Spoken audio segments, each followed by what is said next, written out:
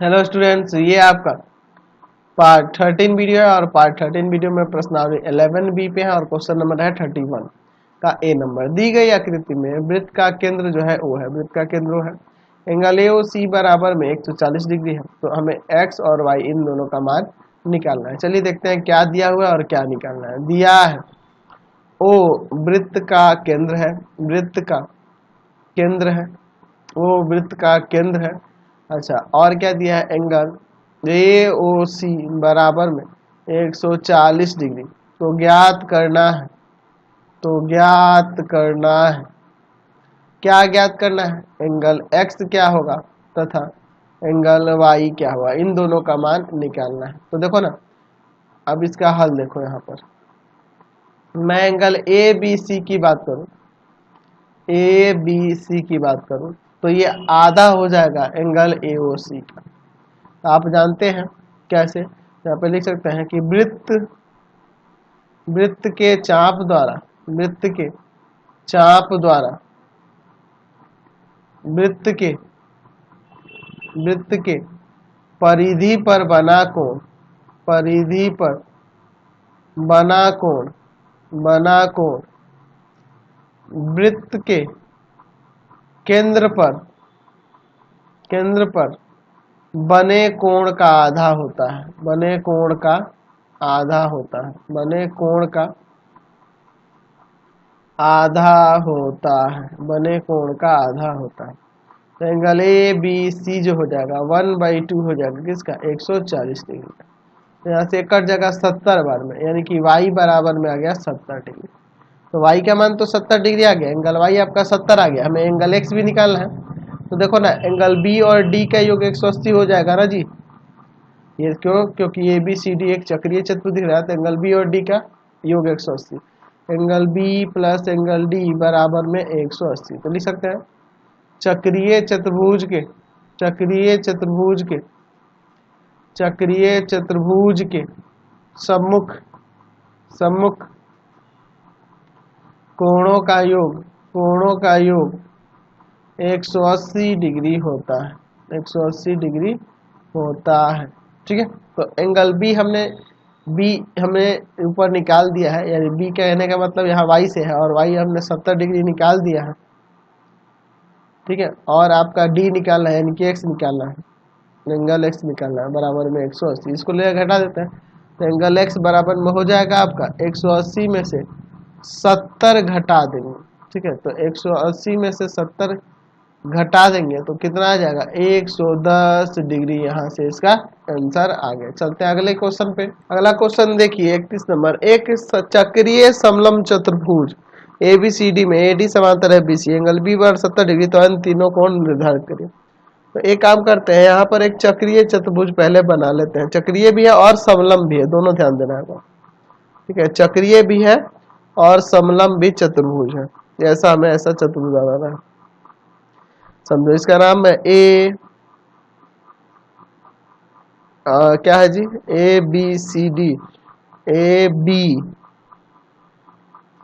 ABCD कर देते हैं, ABCD। कह रहा है कि ए यहाँ पर आपका जो है ना B 70 दिया है ना, तो इस तरह से नाम ऐसा लिखो ना कि आपका काम इसमें चल जाए। ठीक है, ऐसा लो नाम कि इसमें आपको लिखने में कोई दिक्कत ना हो। मैं ऊपर से लिखता हूँ ABCD।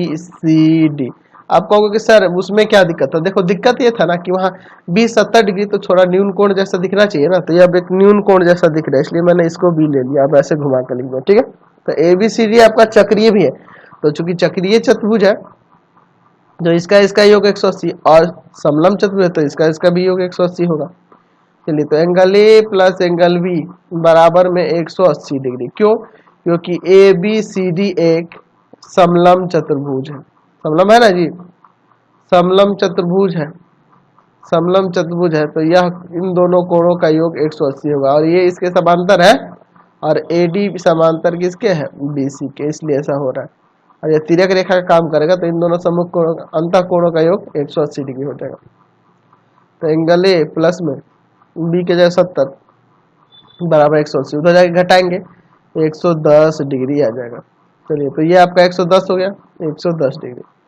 अच्छा अभी देखो एंगल बी जो है ना और एंगल डी, इसका भी योग 180 होगा। कहोगे क्यों? क्योंकि देख लो ये आपका जो है चक्रीय भी है, चक्रीय चतुर्भुज है, तो चक्रीय चतुर्भुज के सम्मुख कोणों का योग 180 डिग्री नहीं होता है? चक्रीय चतुर्भुज के सम्मुख कोणों का योग, सम्मुख कोणों का योग 180 डिग्री होता है। कोणों का योग 180 डिग्री होता है, 180 डिग्री होता है, 180 डिग्री होता है।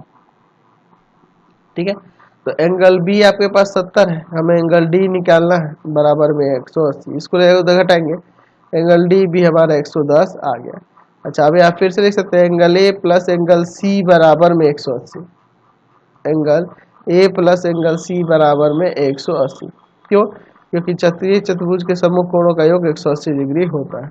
ठीक है, तो ए आपका 110 है और एंगल सी हमें निकालना है, उधर ले जाके इसको घटा दो तो एंगल सी बराबर में आ जाएगा 70 डिग्री। चलते हैं अगले क्वेश्चन पे। चलिए अगला क्वेश्चन देखते हैं। 32 नंबर क्वेश्चन क्या कहता है? क्या कह रहा है कि वृत्त पर 3 बिंदु ए बी सी इस प्रकार है। देखिए 3 बिंदु है जिसका केंद्र ओ जीवाओं ए बी और ए सी द्वारा बनाए गए कोण 90 डिग्री और 110 डिग्री है। अच्छा ए बी और ए सी द्वारा बनाए गए कोण 90 और 110 डिग्री है। एंगल बी ए सी का मान हमें निकालना है, यह वाला कोण निकालना। मैं यहाँ पे लिखूं अगर angle A O B direct बना देता हूँ, plus angle A O C और plus angle B O C बराबर में 360 डिग्री हो जाएगा, 360 डिग्री हो जाएगा, है ना। वृत्त के केंद्र पर बना टोटल कोण 360 डिग्री का होगा ना जी। यह ए ओ बी ए ओ सी और यह बी ओ सी हो जाएगा 360 डिग्री। तो यहाँ पे लिखेंगे वृत्त के केंद्र पर बने कोणों का योग 360 डिग्री होता है, 360 डिग्री होता है। ठीक है, तो ए ओ बी 90 डिग्री, ए ओ सी 110 डिग्री, बी ओ सी यहाँ से निकल जाएगा। चलिए तो यहाँ पे कितना आ जाएगा, इन दोनों को जोड़ेंगे तो यहाँ जोड़ेंगे तो आपका आ जाएगा 200 डिग्री, 200 डिग्री, 200 और प्लस में एंगल बी ओ सी। चलिए तो उधर ले जाके घटा दीजिए तो एंगल बी ओ सी जो होगा ना 160 डिग्री आएगा, इधर जाके घटेगा तो 160 हो जाएगा। हमें निकालना है एंगल बी ए सी, तो एंगल बी ए सी जो है वह हाफ होगा एंगल बी ओ सी का, एंगल बी ओ सी का हाफ हो जाएगा बी ए सी। यहाँ लिख सकते हैं कि वृत्त के चाप द्वारा वृत्त के परिधि पर बना कोण, वृत्त की परिधि पर बना कोण, परिधि पर बना कोण, परिधि पर बना कोण, बना कोण, वृत्त की परिधि पर बना कोण वृत्त के केंद्र पर के कोण के, वृत्त के केंद्र पर बने कोण का आधा होता है, आधा होता है।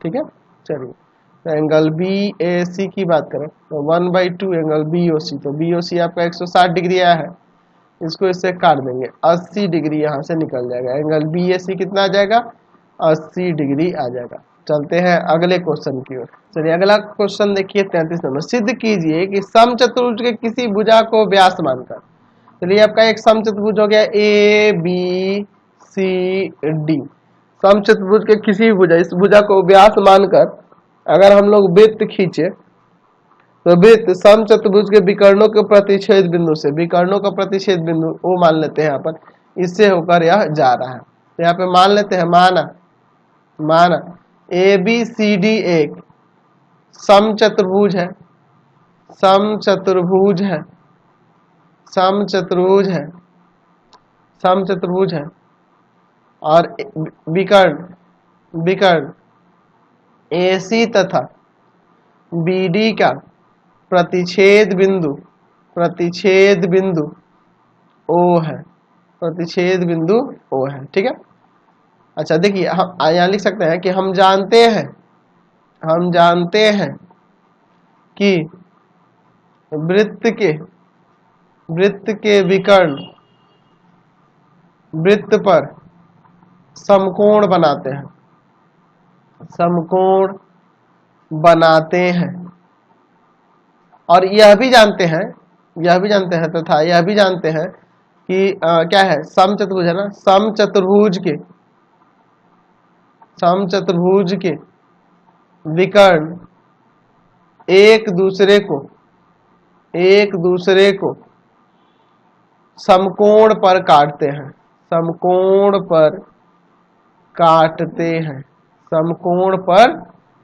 एक दूसरे को 90 डिग्री पर काटते हैं। अच्छा देखो ना, यह एक दूसरे को 90 पर काटते हैं, यानी यहाँ 90 हुआ, और यह वृत्त है, यह वृत्त का व्यास हुआ और व्यास के द्वारा बना कोण 90, यानी कि फाइनली यहाँ पे हम लोग देख रहे हैं कि एंगल COD 90 हो जा रहा है दोनों तरीके से।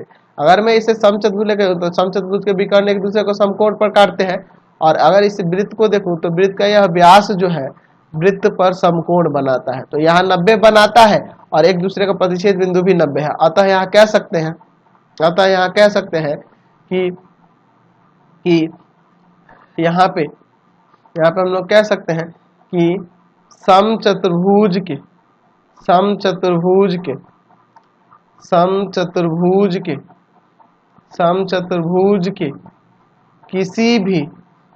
किसी भी भुजा को व्यास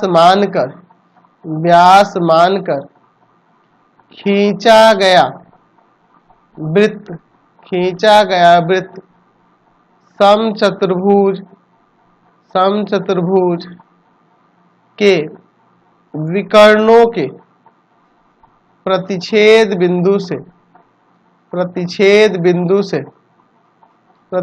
बिंदु से होकर जाता है।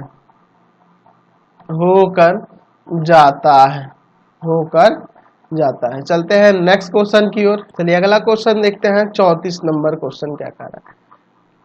यदि किसी त्रिभुज की दो भुजाओं को व्यास मानकर वृत्त खींची जाए तो सिद्ध करें कि वो तीसरे भुजा पे मिलती है। अच्छा, मैं एक त्रिभुज ले लिया ABC, इसकी भुजा AB और AC को व्यास मानकर अगर मैं इस पे वृत्त खींचूं तो मुझे सिद्ध करना है कि यह D पर मिलेगा। ठीक है, इस बिंदु पर मिल रहा है। ठीक है, तो मैंने ये रचना कर ली है, AD लंब BC खींच लिया, ये हमने रचना की है। तो पहले लिख लेते हैं। देखिए अथवा में भी यहाँ पे दिया हुआ है, कह रहा है कि त्रिभुज ABC की भुजा AB और AC को व्यास मानकर दो वृत्त खींची जाए तो ये जो बिंदु D पर प्रतिच्छेद करेंगे, D पे प्रतिच्छेद करेंगे दोनों वृत्त। ठीक है, और ये सिद्ध करना है कि D भुजा BC पर स्थित है। तो दिया क्या है, त्रिभुज ABC में AB तथा AC को व्यास मानकर वृत्त खींचे गए हैं, वृत्त खींचा गया है। ठीक है, चलिए मैं यहाँ पे वृत्त बना देता हूँ। ठीक है, यहाँ पे हम लोग इसको व्यास मानकर दो वृत्त की रचना कर देते हैं। थोड़ा सा और इस पे इस तरह से होना चाहिए था, कुछ इस तरह से। ठीक है, देख रहे हैं ना, थोड़ा सा और इसको चपटा कर देते हैं। चलिए, और सॉरी, चलिए दो वृत्त खींच दिए। तो हमें यही सिद्ध करना है कि यह D से होकर जा रहा है। ठीक है, और क्या किया है, अच्छा तो सिद्ध करना है। अच्छा, ये इसमें दिया खींचा गया है और जो D पर प्रतिच्छेद करते हैं, हमें क्या सिद्ध करना है कि देखना है यहाँ पे क्या सिद्ध करना है कि D भुजा BC पर स्थित है, भुजा BC पर स्थित है D। चलिए इसका रचना इसमें करते हैं। रचना में क्या करेंगे, रचना में क्या किए हैं, AD लंब खींचे है BC पर। ठीक है, चलिए यहाँ पर यह एक लंब खींचे, इसे रचना में डॉटेड कर देता हूँ, इसका प्रमाण में। प्रमाण इसका देखो, ठीक है, इसका प्रमाण देखो यहाँ पर, ठीक है। चलिए यहाँ AD लंब है BC पर हमारे रचना से, तो जाहिर सी बात है एंगल ADB बराबर एंगल ADC बराबर 90, दोनों एंगल 90-90 हो जाएंगे, यहाँ वाला भी कोण और यहाँ वाला भी कोण 90। अच्छा, जब 90 होगा और अगर मैं AB को व्यास मान के ऐसे खींचूंगा वृत्त, तो जाहिर सी बात है अगर ये 90 है तो D से ही गुजरेगा, तो अतः यहाँ लिख सकते हैं, अतः AC को व्यास मानकर जो वृत्त खींची जाए, वृत्त खींचा गया है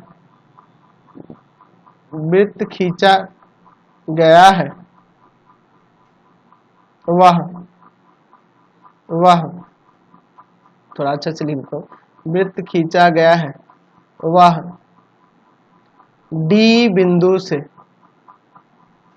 होकर जाएगा, और इसी प्रकार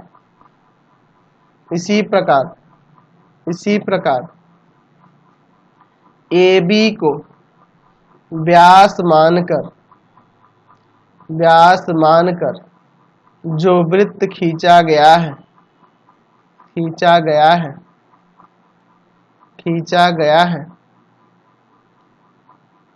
वह D बिंदु से होकर जाएगा, दोनों D बिंदु से होकर जाएगा, D बिंदु से होकर दोनों जा रहा है, ठीक है, दोनों D बिंदु से होकर जा रहा है, और अतः यहाँ कह सकते हैं अतः D, या इसलिए, अतः तो ऊपर लिख चुके हैं, इसलिए D भुजा BC पर स्थित है, भुजा BC पर स्थित है, समझ गए। या हम यह भी कह सकते हैं कि दोनों वृत्त जो है ना एक दूसरे को तीसरी भुजा पर मिलते हैं, एक दूसरे को तीसरी भुजा पर मिलते हैं, ये हम लोग ऐसे कह सकते हैं, समझ गए। चलिए अगला क्वेश्चन देखते हैं, 35 नंबर क्या कह रहा है। AB तथा CD एक वृत्त जिसका व्यास AC है, ठीक है, देख रहे हैं ना, AB तथा CD एक वृत्त जिसका व्यास AC है कि समांतर जीवाएं है, यानी AB समांतर है CD की, ये दोनों जीवाएं समांतर है और इसका व्यास जो है AC है। सिद्ध कीजिए कि यह AB CD के बराबर होगा और यह BC AD के बराबर होगा, तो B से C को मिला देंगे, A से D को मिला देंगे। चलिए तो यहाँ पे पहले लिख लेते हैं दिया क्या है, दिया है ओ वृत्त का केंद्र है, अच्छा, और क्या है, AC व्यास है, और क्या दिया हुआ है कि यहाँ AB समांतर है CD के, तो सिद्ध करना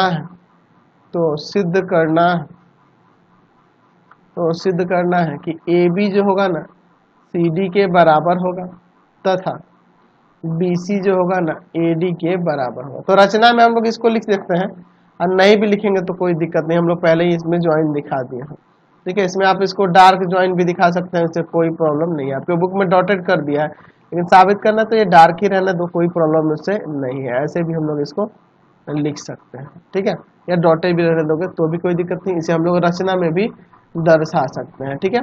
चलिए अब इसका आप प्रमाण देखो, चाहे रचना में लिख दो इसको, चाहो तो आप रचना में लिख दो, रचना में इसे लिख दो कि B से C तथा A से D को मिलाया, ठीक है। तो ये हम लोग रचना में यह काम किए हुए हैं। चलते हैं आगे अगले स्टेप पे। चलिए अब इसका प्रमाण देखा जाए। प्रमाण हमें इसको साबित करना है, तो इन दोनों को सर्वांगसम कर देंगे तो हो जाएगा। अच्छा लेते हैं त्रिभुज ABC तथा देख लो ABC, ठीक है, और फिर त्रिभुज CDA में, ठीक है, ABC और यहाँ पर यह CDA में, इन दोनों में देखो क्या होगा, एंगल ABC बराबर में एंगल CDA हो जाएगा, क्योंकि AC वृत्त का व्यास है, वृत्त का व्यास है, और व्यास जो होता है वृत्त पर समकोण बनाता है। तो यह 90-90 हो जाएंगे, दोनों 90-90 हो जाएंगे, 90 हो जाएगा। दूसरा चीज क्या है, और यहाँ पे हो जाएगा एंगल BAC बराबर में एंगल DCA, यह DCA के बराबर हो जाएगा। कैसे? एकांतर अंतःकोण से, एकांतर अंतःकोण से यह बराबर हो जाएगा, ठीक है। और AC बराबर में AC, उभयनिष्ठ हो जाएगा, उभयनिष्ठ हो जाएगा। तो त्रिभुज सर्वांगसम हो जाएंगे, त्रिभुज ABC सर्वांगसम हो जाएगा त्रिभुज CDA के। कैसे? तो ये सर्वांगसम हो जाएगा एंगल एंगल साइड सर्वांग समता से, ठीक है। तो जब यह सर्वांगसम हो गया तो यहाँ से हम लोग लिख सकते हैं कि AB बराबर में CD, AB बराबर में CD और BC बराबर में AD, ये CPCT से बराबर हो जाएगा। तो ये हमने प्रमाणित करके दिखा दिया। चलते अगले क्वेश्चन पे। अगला क्वेश्चन देखिए 36 नंबर, कह रहा है कि समद्विबाहु त्रिभुज के भुजा, समद्विबाहु त्रिभुज की बराबर भुजाओं में किसी एक को व्यास मानकर यदि वृत्त खींचा जाए तो सिद्ध करें कि वह वृत्त जो है वृत्त के मध्य बिंदु से वृत्त के आधार के मध्य, वह वृत्त आधार के मध्य बिंदु से गुजरता है, सॉरी, है ना। हमें क्या साबित करना है? ये देखो, एक आपका समद्विबाहु त्रिभुज हो गया, इसका नाम मैं दे देता हूं ABC। हम लोग इसके दो बराबर भुजा AB और AC है, तो इसमें से किसी एक को अगर मैं व्यास मान लूं और इस पर मैं वृत्त खींचने की सोचूं, इस तरह से अगर मैं वृत्त खींचना चाहूं, इस तरह से अगर मैं वृत्त खींचना चाहूं, ठीक है, या अगर मैं यहाँ से वृत्त खींचना चाहूं तो मुझे यह दिखाना है कि यह वृत्त जो है ना आधार के मध्य बिंदु से जाता है, इस त्रिभुज के आधार के मध्य बिंदु, यानी कि यह DBC का मध्य बिंदु है, हमें यह साबित करना होगा, ठीक है। हमें यह साबित करके दिखाना हो। तो अगर मैं यहाँ से इसको मिला दूं, यह इसको मैं मिला दूं, ठीक है, यहाँ पे मैं ऐसे मिला दूं, ये रचना कर दूं, तो पहले लिख लेता हूं क्या दिया हुआ है। दिया है त्रिभुज ABC एक समद्विबाहु त्रिभुज है, समद्विबाहु त्रिभुज है, समद्विबाहु त्रिभुज है, और इसमें क्या है जी, तो AB को व्यास मानकर एक वृत्त खींचा गया, एक वृत्त खींचा गया है, ठीक है। अच्छा, जो आधार BC को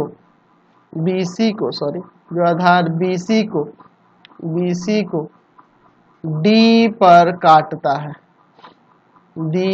काटता है, तो सिद्ध करना है, क्या सिद्ध करना है कि D BC का मध्य बिंदु है, ठीक है। चलिए, अच्छा, हमने क्या किया रचना में कि A से D को मिलाया, ठीक है, A से D को मिला दिया। अब इसका प्रमाण देखो, तो यहाँ पे हम क्या देख रहे हैं, यह समद्विबाहु त्रिभुज है। अच्छा, एक और चीज देख रहे हैं कि वृत्त का व्यास AB है, AB वृत्त का व्यास है, AB वृत्त का व्यास है, वृत्त का व्यास है, AB जो है वृत्त का व्यास है, और ये वृत्त पर समकोण बनाता है, इसलिए एंगल ADB जो होगा 90 डिग्री हो जाएगा। क्यों? क्योंकि वृत्त का व्यास वृत्त पर समकोण बनाता है,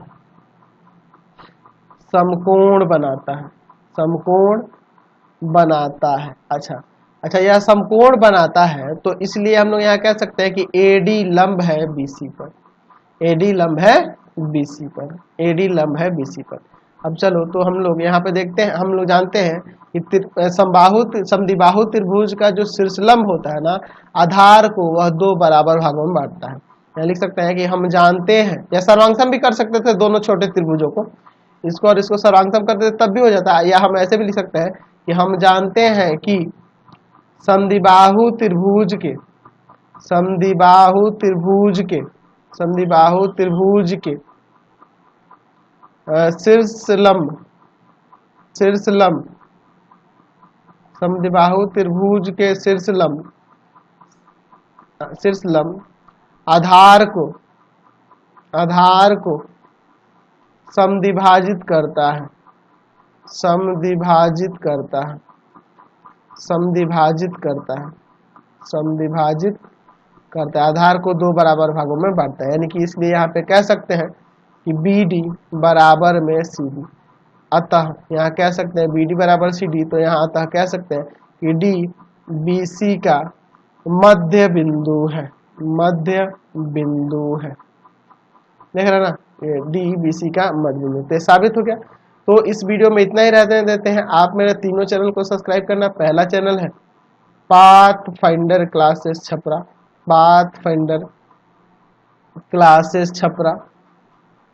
दूसरा है भारती भवन, भारती भवन Ravikant sir, Ravikant sir, Ravikant sir. और तीसरा चैनल है रविकांत सर के नाम से। तीनों चैनल को सब्सक्राइब करेंगे, इनके वीडियो को लाइक शेयर करेंगे और इनसे संबंधित नोट्स के लिए www.ravikantsir.in पर जाएंगे, ravikantsir.in पर जाएंगे, वहां से सभी क्लासेस के नोट्स आप डाउनलोड कर सकते हैं।